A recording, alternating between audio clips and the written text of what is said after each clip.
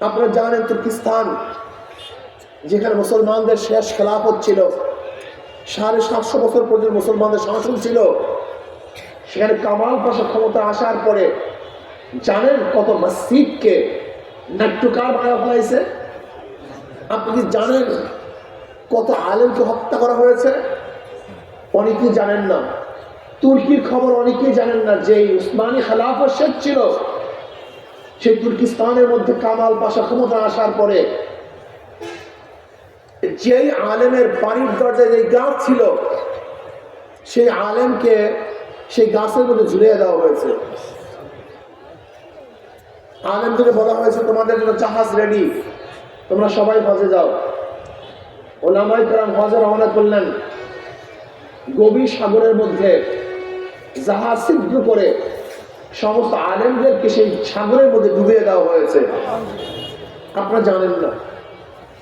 আজান বন্ধ করা হয়েছে, বোরখাকে নিষিদ্ধ করা হয়েছে, কোরআন তেলাওয়াত বন্ধ করা হয়েছে, আরবিকে উৎখাত করা হয়েছে। এই তুর্কিস্তানের মধ্যে তারা ভবিষ্যতের চিন্তা করে নেই, শুধু নিজেদেরকে নিয়ে ব্যস্ত ছিল। এরকম হাজারো জায়গা আছে। আজকে বিশ্বের অবস্থা কি দেখেন, আজকে সৌদির অবস্থা কি চলতেছে দেখছেন? ইদানিং সৌদির মধ্যে যে কনসার্ট চলতেছে, যে ড্যান্স গান চলতেছে, আল্লাহ ভালো জানেন, জানি না কি হয়। দুবাইয়ের অবস্থা কি, মিডল ইস্টের অবস্থা কি, আবু ধাবির অবস্থাটা কি আপনি কি জানেন? খুবই খারাপ অবস্থা, খুব করুণ অবস্থা। তারা নিজেদেরকে নিয়ে চিন্তা করছে, ভবিষ্যৎ নিয়ে চিন্তা করে নেই। এই জন্য সেখানে কলেমা পড়তে পারে না।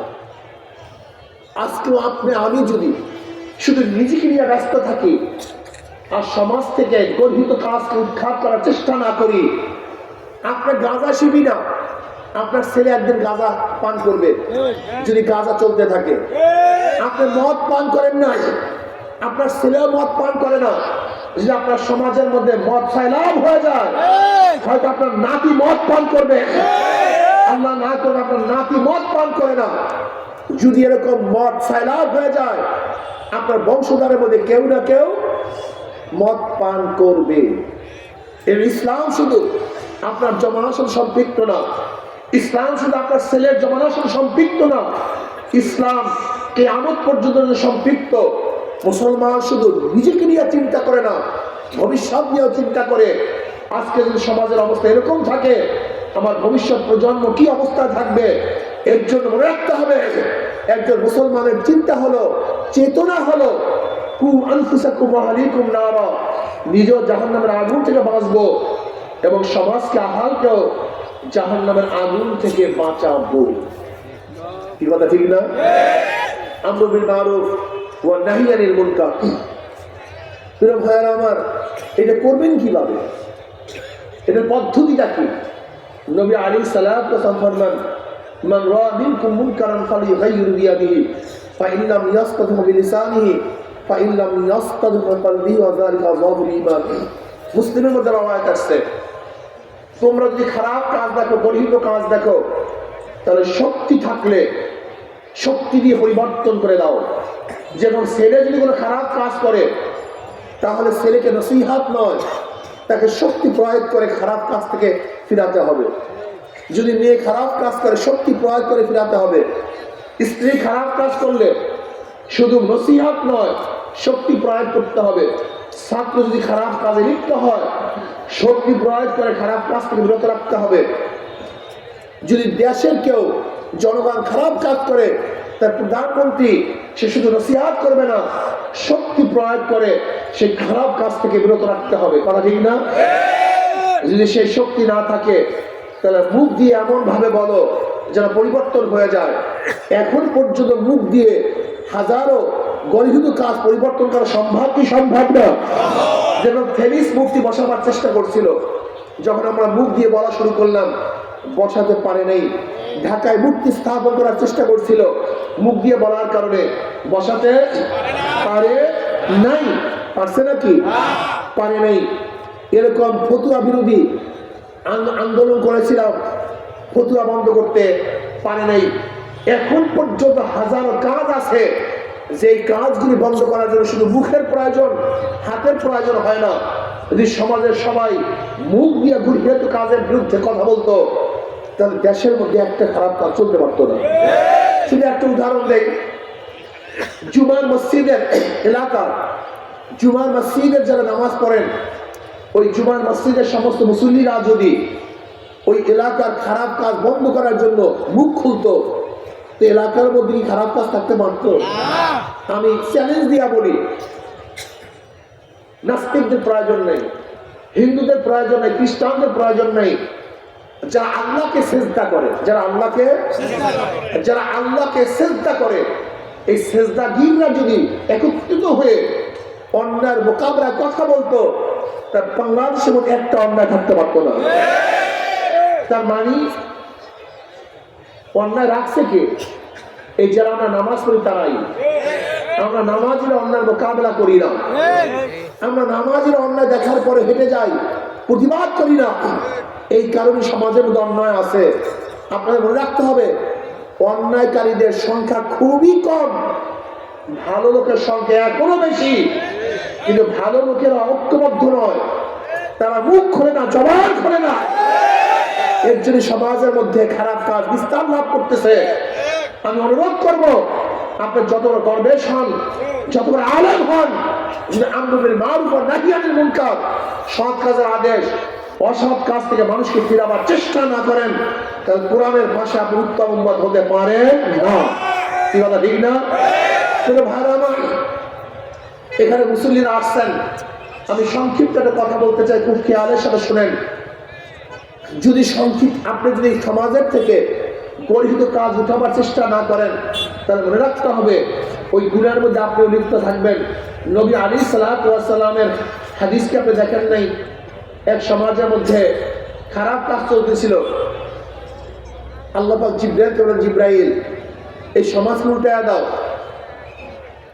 জিবরাইল বললেন, আল্লাহ ওই সমাজের মধ্যে এমন এক লোক আছে যে এক মুহূর্তের জন্য তোমাকে ভোলে না, সব সময় তোমার ইবাদতের মধ্যে মগ্ন থাকে। আল্লাহ পাক বলেন, ওকে শুদ্ধ উল্টায়া দাও। তাহলে কেন?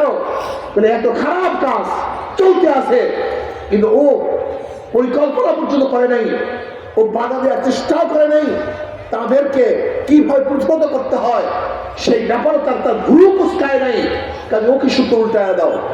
আজকে আমরা যারা নিজেদেরকে ভালো মনে করি আর সমাজের খারাপ কাজকে উঠাবার জন্য, পরিবর্তন করার জন্য চেষ্টা না করি, গজব শুধু তাদের উপরে আসবে না, যারা ভালো লোক আছেন আল্লাহ পাক গজব তাদেরকেও নাযিল করবে।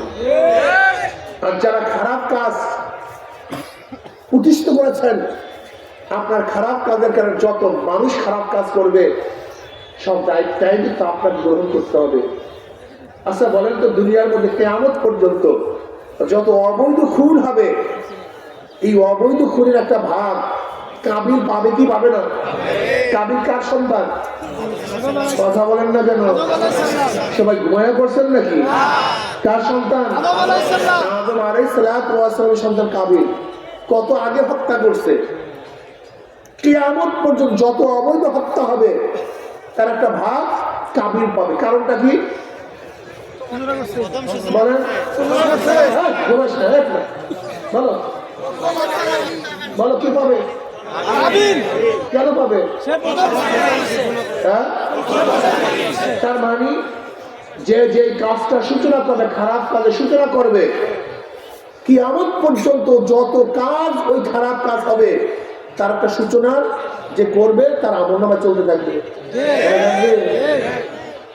এই সূত্রদের একটা কথা বলতে চাই, কিয়ামতের ময়দানে মুসল্লি দেখবে, অনেক মুসল্লি দেখবে লক্ষ লক্ষ ব্যারেল মদের গুনাহ। কত ব্যারেল? লক্ষ লক্ষ ব্যারেল মদের গুনাহ। আল্লাহ, আমি কোনোদিন মদ দেখি নাই, মদ স্পর্শ করি নাই, এত মদের গুনাহ আসবে কোথা থেকে? অনেক মুসল্লি দেখবে লক্ষ লক্ষ জেনার গুনাহ। আল্লাহ, আমি তো একটা জেনাও করি নাই, আমি তো কোনো মেয়ের দিকেও তাকাই নাই। দেখবে লক্ষ লক্ষ সুদের গুনাহ, ঘুষের গুনাহ, ডাকাতির গুনাহ, চুরির গুনাহ।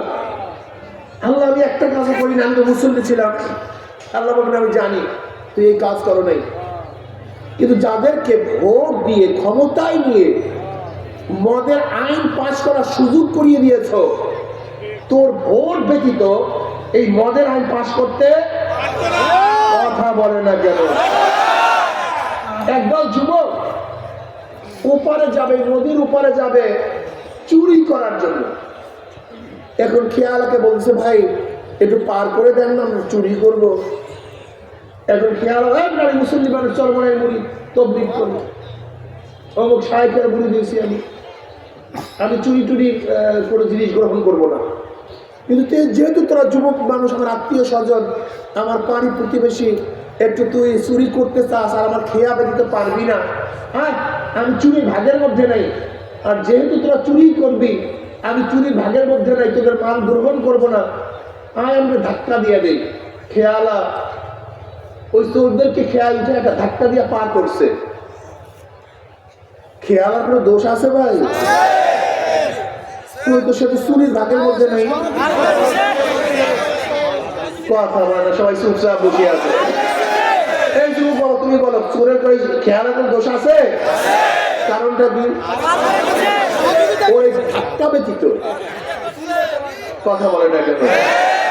ও চুরি করতে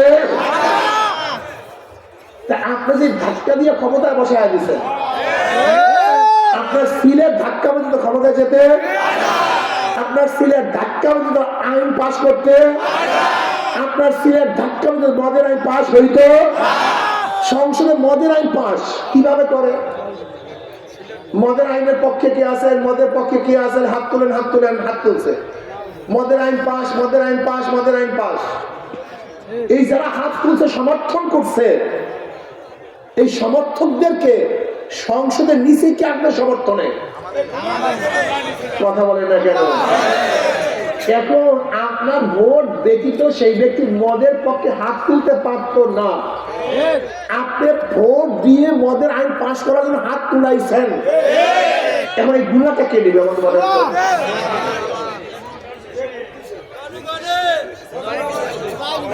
পুরস্কারের আইন পাশ, পুরস্কারের আইনের পক্ষে কে আছেন, জেনার পক্ষে কে আছেন, জেনার পক্ষে কে আছেন, হাত তুলছেন, হাত তুলছেন। জেনার আইন পাশ, জেনার আইন পাশ, জেনার আইন বুঝেন? বাংলাদেশের ল হলে একটা যুবক যুবতী সম্মতি হয়ে যত খারাপ কাজ করবে, এটা কোনো বাংলাদেশের আইনে কোনো অবৈধ না। একজন যুবক যুবতী যত অপকর্ম করবে, নিজেদের সম্মতি অনুযায়ী, যদি তাদের বিরুদ্ধে হাইকোর্টে, সুপ্রিম কোর্টেও কেস দায়ের করেন, সুপ্রিম কোর্টের বাবার কোনো ক্ষমতা নাই তার বিরুদ্ধে কোনো রায় দেওয়া, কারণ বাংলাদেশে জেনা সম্পূর্ণ বৈধ। এই যাদের ভোটের কারণে একটা সিল মারছেন, হুজুর একটা সিল মারছেন, হুজুর আমার ভাই দাঁড়াইছে, হুজুর আমার আত্মীয়, হুজুর আমার পাড়া প্রতিবেশী দাঁড়াইছে, হুজুর এর জন্য আমি একটা সিল মারছি। এই তোমার সিল ব্যতীত জেনার পক্ষে হাত তুলতে পারতো না। কাজে এই কিয়ামত পর্যন্ত তোমার ভোটের কারণে যত জেনা হবে, এই সমস্ত জেনার গুলা তোর আমল নামে চলতে থাকবে।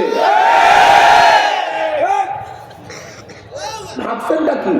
একটা সিল, ইবরাত কা যা হয় তামাশা নেই। আপনার ভোটের মাধ্যমে যত মদের প্রচারণ হবে, যত মানুষ মদের বোতলে চুমুক মারবে, আপনার ভোট ব্যতীত মদের আইন পাশ করা যেত না। আপনার ভোটের কারণে মদের আইন পাশ হয়েছে, সমস্ত গুণা আপনার আমল নামা। এবার যা হয় তামাশা নেই। আপনি ভেবেছেন কি এটা ভোট? আমি গেলাম একবার উজিরপুরে, এক হিন্দু ঠাকুর, সে বলতেছে, হুজুর আমি কি ইসলামের বাহিরে, হাত পাকার বাইরে ভোট দেবো না। আমি কেন? তাহলে হুজুর আপনার আব্বার বয়ান শুনতাম,